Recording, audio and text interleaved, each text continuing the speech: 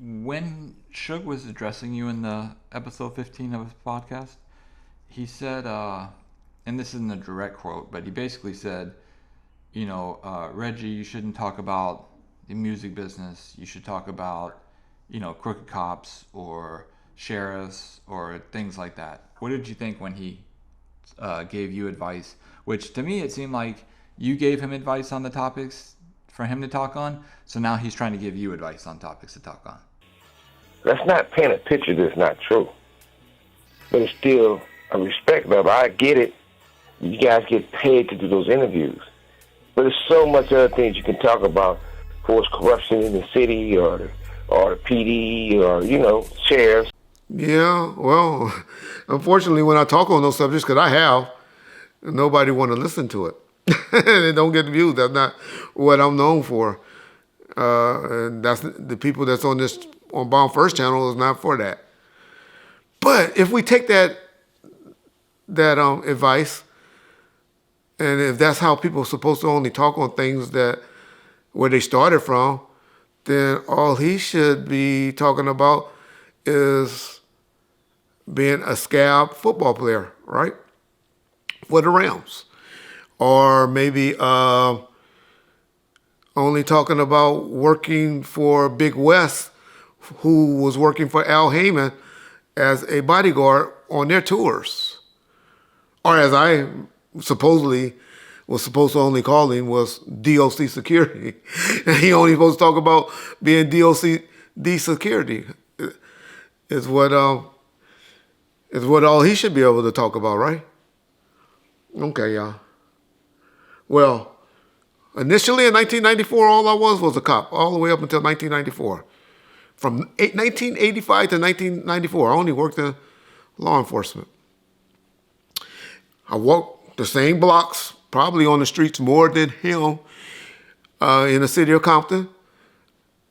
Ask anybody from Kelly Park or anywhere. I was in Compton, deep in all the little league systems and everything. So I can tell you anything about Compton, right? But, so until 1994, I was just a cop, right? But from 94 to 96, I'll say 1997, I was just the security for Death Row, but always with you, right? Always with you, pretty much. With you, David Kenner, probably spend more time than anybody else in your life. From that time, right? Okay. From 1997 to 2002, what did I do? I ran your company while you was in prison. So I can't talk about that time? All the deals, getting your catalog and stuff from one distributor to another, 3 or 4 distributors at that time. I wasn't the one sitting in no meetings and making those happen. Huh? I should. So, and then from 2002 to 2004, where did I go? I go and run the urban department at American Music, another record company, right? 2004, I had to come back and run your stuff because you got a violation for doing some, for being accused of doing some puffy comb shit, huh? People forget about that. Don't let me bring that part up on no trip to Vegas. You remember who you got arrested with in Barstow, huh? Okay. So, okay. So I had to go and run your company from 2004 to 2005. And then they hired me because they loved what I did so much. Koch Entertainment E1 all the way until 2018. Running your shit because they couldn't deal with you. Oh yeah, and I forget the time I came back fucking with you, me and you just hustling up, pushing up on niggas from 2007 to 2009 because you in bankruptcy now because you fumbled the ball, fumbled the biggest fumble of all times in the music business. I don't know, Hammer, Mike Tyson, now Hammer still can make money. Mike Tyson doing this thing again. I can't think of nobody that fumbled the bag bigger than you did, Mr. Knight. Can we think of anybody that fumbled the bag that big? From $300 million to, if you got $10,000 right now, if you haven't just got paid from Dave Mays, then I'll be surprised. So I can't talk about that though, all the way till 2018. All right. That would be my only advice and my only response to that.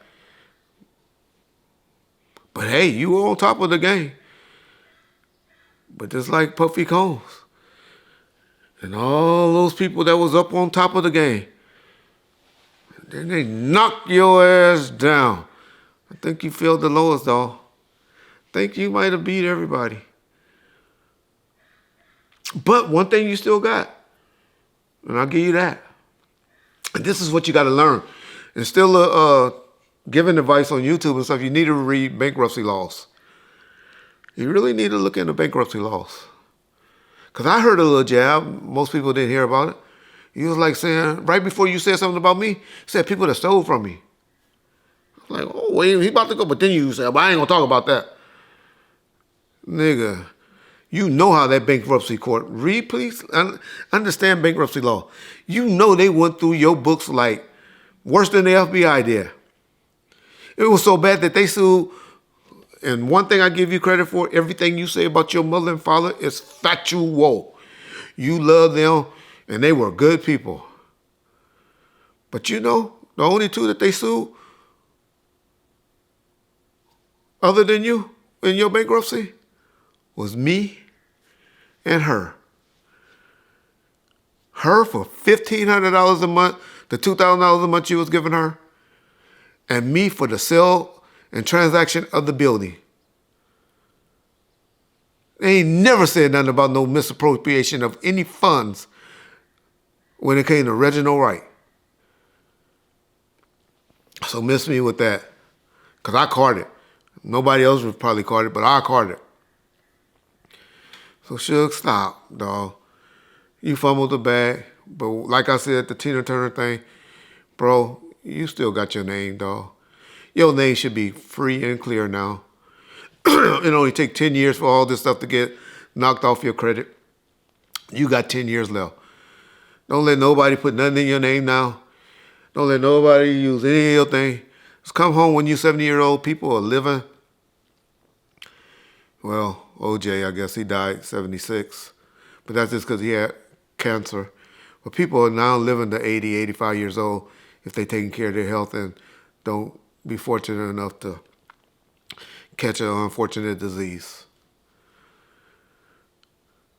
So, dog, you still got it, your name. You can come home and be a great-grandfather. And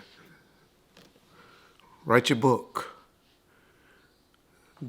Do some TV episodes. And you be straight, though.